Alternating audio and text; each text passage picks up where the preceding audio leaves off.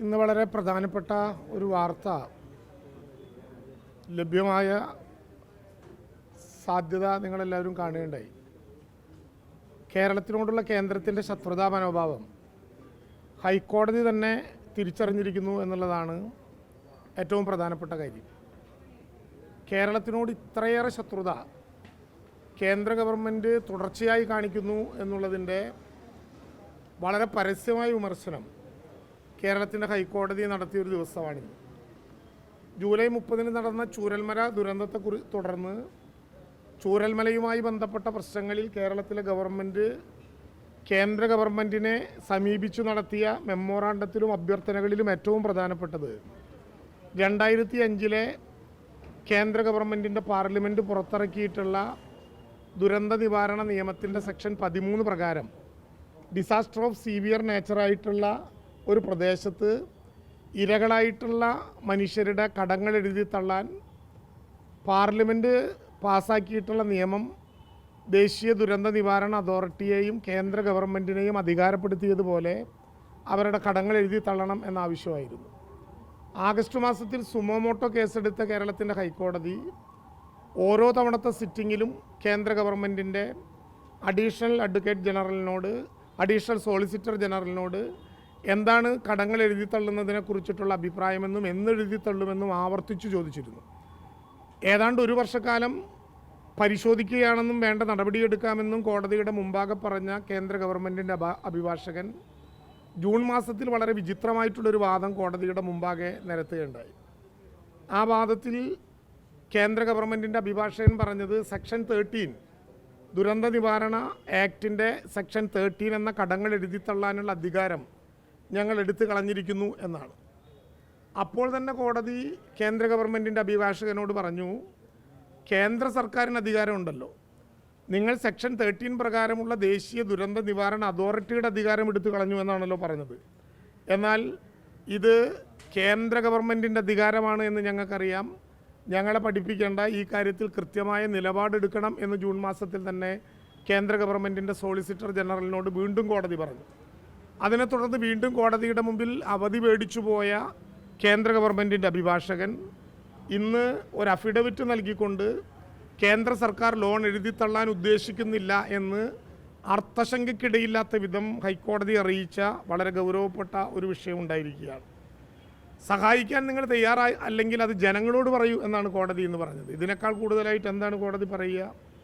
കോടതി പറഞ്ഞു, കേരളത്തെ സഹായിക്കാൻ നിങ്ങൾ തയ്യാറാകുന്നില്ലെങ്കിൽ അത് ജനങ്ങളോട് പറയണം എന്നു മാത്രമല്ല, കേരളത്തിലെ പ്രത്യേകിച്ച് ചൂരൽമലയിലെ ജനങ്ങൾക്ക് വേണ്ടി, സർക്കാരിനു വേണ്ടി കോടതി പറഞ്ഞു, കാരുണ്യമല്ല കേരളം തേടുന്നത്, നിങ്ങൾ കേരളത്തിന് ലഭ്യമാകേണ്ട ന്യായമായ അവകാശമാണ്. വായ്പ എഴുതിത്തള്ളൽ കേന്ദ്രത്തിൻ്റെ അധികാരപരിധിക്ക് പുറത്താണെന്ന് പറഞ്ഞ കോടതിയിലെ കേന്ദ്ര ഗവൺമെൻറ്റിൻ്റെ അഭിഭാഷകനോട് ഭരണഘടന വായിച്ചിട്ട് വരാൻ ഒരു കോടതി പറയുക. ഇതിനേക്കാൾ മോശമായിട്ടുള്ള എന്താണ് ഇനി കേന്ദ്രം കേൾക്കാനുള്ളത്? കേന്ദ്രത്തിനെ പ്രതിനിധീകരിക്കുന്ന അഭിഭാഷകനോട് നിങ്ങൾ ആരെയാണ് വിഡ്ഢികളാക്കാൻ നോക്കുന്നത് എന്ന ചോദ്യം പോലും കോടതി ചോദിച്ചു. കേന്ദ്ര ഗവൺമെൻറ്റിൻ്റെ അഫിഡവിറ്റ് അങ്ങേയറ്റം അസ്വാസ്ഥ്യമുണ്ടാക്കുന്നു എന്നാണ് കോടതി കേന്ദ്ര ഗവൺമെൻറ്റിൻ്റെ ഈ നടപടിയെക്കുറിച്ച് പറഞ്ഞത്. അതിലേറ്റവും ഗൗരവമായി നമ്മൾ കാണേണ്ട ഒരു കാര്യം, കോടതി കേന്ദ്രത്തിനോട് പറഞ്ഞത്, ഞങ്ങളുടെ കയ്യിൽ അധികാരമില്ലാത്തത് കൊണ്ടല്ല, ഒരു കോൺസ്റ്റിറ്റ്യൂഷണൽ മൊറാലിറ്റി ഉള്ളത് കൊണ്ടാണ് ഞങ്ങൾ അധികമായ വർത്തമാനം പറയാത്തത്. ഇതിനേക്കാൾ കൂടുതൽ ഇനി എന്താണ് പറയേണ്ടത്?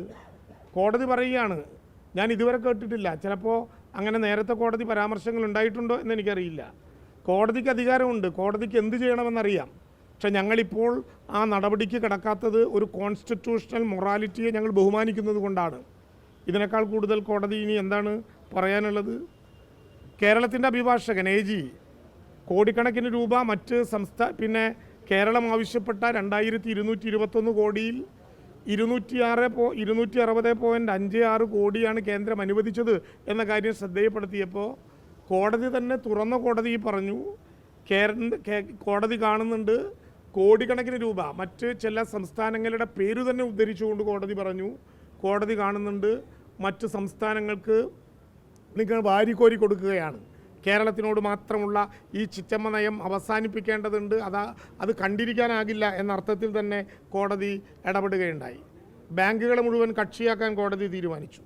കോടതി ഉറപ്പിച്ചു പറഞ്ഞിട്ടുണ്ട്, ബാങ്കുകളുടെ ജപ്തി നടപടികൾക്ക് സാധാരണ നിലയിൽ സ്റ്റേ ചെയ്യുന്നത് പോലെ തന്നെ കോടതി ബാങ്കുകളെ കക്ഷി ചേർത്തു എന്ന് മാത്രമല്ല, ലോൺ എഴുതിത്തള്ളാൻ പറ്റില്ല എന്ന് കേന്ദ്ര ഗവൺമെൻറ് പറഞ്ഞ സാഹചര്യത്തിൽ ഒരു ഘടവും തൽക്കാലം തിരിച്ചു പിടിക്കാനാകില്ല എന്ന് ബാങ്കുകളോട് കോടതി നിർദ്ദേശിക്കുകയും ചെയ്തു എന്നുള്ള കാര്യം നമുക്ക് വളരെ വ്യക്തമാണ്. കേരളത്തിനോടുള്ള കേന്ദ്രത്തിൻ്റെ ശത്രുതാ മനോഭാവം കോടതി തിരിച്ചറിഞ്ഞു എന്നുള്ളതാണ് ഏറ്റവും പ്രധാനപ്പെട്ട പ്രശ്നം. അതുകൊണ്ടാണ് കേന്ദ്രത്തിൻ്റെ മനോഭാവം ഇതാണെങ്കിൽ കടുത്ത നടപടി സ്വീകരിക്കേണ്ടി വരും എന്ന് കേന്ദ്ര ഗവൺമെൻറ്റിൻ്റെ അഭിഭാഷകനോട് കോടതി ഇന്ന് തുറന്ന കോടതിയിൽ പറയാൻ കാരണം, അടുത്ത സിറ്റിങ്ങിന് മുമ്പായി ഇക്കാര്യത്തിൽ കട്ടൻട്രി ആയിട്ടുള്ള നടപടിക്രമങ്ങളിലേക്ക് കടക്കേണ്ടി വരും എന്ന് കോടതി നിർദ്ദേശിച്ചു. എന്ന് മാത്രമല്ല, കോടതിയുടെ ഇന്ന് നടത്തിയ പ്രസ്താവന യഥാർത്ഥത്തിൽ സോളിസിറ്റർ ജനറലോ അഡീഷണൽ സോളിസിറ്റർ ജനറലോ പോലും ഇത്തരമൊരു ഗൗരവമായ പ്രശ്നത്തിൽ ഹാജരാകാതെ ജൂനിയറായ അഭിഭാഷകനെ ഹാജരാക്കി ഒരു അഫിഡവിറ്റ് മാത്രം സമർപ്പിച്ചു കൈയൊഴിയാനുള്ള കേന്ദ്ര ഗവൺമെൻറ്റിൻ്റെ നിലപാടിനെതിരായിട്ടുള്ള നിശ്ചിതമായിട്ടുള്ള നടപടിയാണ് ഇന്ന് കോടതി എടുത്തിട്ടുള്ളത്. യഥാർത്ഥത്തിൽ കേരളത്തിൻ്റെ രാഷ്ട്രീയ ജാതി മത വ്യത്യാസമില്ലാതെ കേരളത്തിൻ്റെ സഹിഷ്ണുതയെ ക്ഷമയെ പരീക്ഷിക്കുകയാണ് ഇപ്പോൾ കേന്ദ്ര ഗവൺമെൻറ്. എന്തും കേരളത്തിനോടാകാം എന്ന് കേന്ദ്ര ഗവൺമെൻറ് ധരിക്കുന്നുണ്ടെങ്കിൽ ജനങ്ങളതിന് മറുപടി പറയേണ്ട സ്ഥിതിവിശേഷം ഉണ്ടാകും. ഇനിയും താഴാനാകില്ല. ക്ഷമയുടെ നെല്ലിപ്പടിയിലാണ് കേരളം നിൽക്കുന്നത്. ഇനിയും കേരളത്തെ പ്രത്യേകിച്ചൊരു ദുരന്തഘട്ടത്തിൽ ഇങ്ങനെ ആക്രമിക്കുന്ന സമീപനം ഒരു കാരണവശാലും ഉണ്ടാകാൻ പാടില്ല. കടങ്ങൾ എഴുതിത്തള്ളാൻ കേരളത്തിന് ഇടപെടാനൊരു പ്രയാസവും ഉള്ളത് കൊണ്ടല്ല, പക്ഷേ ദുരന്ത നിവാരണ ആക്ട് പ്രകാരം അങ്ങനെ കടങ്ങൾ എഴുതിത്തള്ളാൻ തീരുമാനിച്ചാൽ ആ കടങ്ങൾ എഴുതിത്തള്ളുന്നവൻ്റെ സിബിൽ സ്കോറിനെ ഒരു കാരണവശാലും അത് ബാധിക്കില്ല. മറ്റെവിടെ നിന്നെങ്കിലും പണമെടുത്ത് കടമടച്ചാൽ അത് സിബിൽ സ്കോറിനെ ബാധിക്കും, തുടർന്നുള്ള അവൻ്റെ ലോണുകളെ അത് ബാധിക്കും. എന്നാൽ നിയമപ്രകാരം പാർലമെൻറ്റ് അംഗീകരിച്ചിട്ടുള്ള അല്ലെങ്കിൽ ചുമതലപ്പെടുത്തിയിട്ടുള്ളൊരു നടപടി കേന്ദ്ര ഗവൺമെൻറ്റോ ദേശീയ ദുരന്ത നിവാരണ അതോറിറ്റിയോ എടുത്താൽ ആ നടപടി അവരുടെ സിബിൽ സ്കോറിനെ ബാധിക്കില്ല എന്നുള്ളതും പ്രധാനപ്പെട്ട ഒരു കാര്യമാണ്. സെക്ഷൻ 13 പിൻവലിച്ചിട്ടുണ്ടെങ്കിൽ എന്തിനാണത് പിൻവലിച്ചത് എന്ന് ഇന്ത്യയിലെ ജനങ്ങളോട് മറുപടി പറയാൻ കേന്ദ്ര ഗവൺമെൻറ് തയ്യാറാകണ്ടേ? എന്താണ് സെക്ഷൻ 13? 2005 ദുരന്ത നിവാരണ ആക്ട് പറയുന്നത് ഏതെങ്കിലും വിധത്തിൽ ഡിസാസ്റ്റർ ഓഫ് സീവിയർ നേച്ചർ, അതിതീവ്രമായിട്ടുള്ള ദുരന്തം ഒരു പ്രദേശത്തുണ്ടായാൽ ആ പ്രദേശത്തെ ദുരന്തബാധിതരായിട്ടുള്ള ഇടകളുടെ കടങ്ങൾ പൂർണ്ണമായും ദേശസാൽകൃത ബാങ്കുകളിൽ നിന്ന് എഴുതി തള്ളാൻ അതോറിറ്റിക്ക് അധികാരമുണ്ട് എന്ന ഈ സെക്ഷൻ എന്തിനാണ് കേന്ദ്ര ഗവൺമെൻറ് പിൻവലിച്ചത്? ആരെ പേടിച്ചാണ് കേന്ദ്ര ഗവൺമെൻറ് പിൻവലിച്ചത്? ഒരു ദുരന്തമുണ്ടായാൽ അതിനുള്ള മുഴുവൻ ഇരകൾക്കും സഹായമുണ്ടാകുന്ന ഒരു നടപടി പിൻവലിക്കാൻ ആരാണ് കേന്ദ്ര ഗവൺമെൻറ്റിനോട് ആവശ്യപ്പെട്ടത്? ഇക്കാര്യങ്ങളിൽ ഒരു വ്യക്തത വരേണ്ടതുണ്ട്. കേരളത്തിനോട് മാത്രമല്ല, ഇനി ഉണ്ടാകാതിരിക്കട്ടെ എങ്കിലും ഏതെങ്കിലും തീവ്ര ദുരന്തമുണ്ടായാൽ അതിലെ ഇരകൾക്ക് പോലും സഹായം നിഷേധിക്കുന്ന ഒരു നടപടിയാണ് കേരളത്തിനോടുള്ള ശത്രുത തീർക്കാനും കേരളത്തിലെ ഇരകളാക്കപ്പെട്ട ദുരന്തബാധിതർക്ക് സഹായം നൽകാതിരിക്കാനുമുള്ള കേന്ദ്രത്തിൻ്റെ ശത്രുതാപരമായിട്ടുള്ള ഈ നടപടിയിലൂടെ ഉണ്ടാവുക. ഇക്കാര്യത്തിലുള്ള കടുത്ത പ്രതിഷേധം കേരളത്തിലെ ജനങ്ങളുടെ മുമ്പാകെ ഞങ്ങൾ അറിയിക്കും. കേന്ദ്ര ഗവൺമെൻറ്റിൻ്റെ മുമ്പാകെ ഇക്കാര്യം ശ്രദ്ധയിലും എടുത്തു.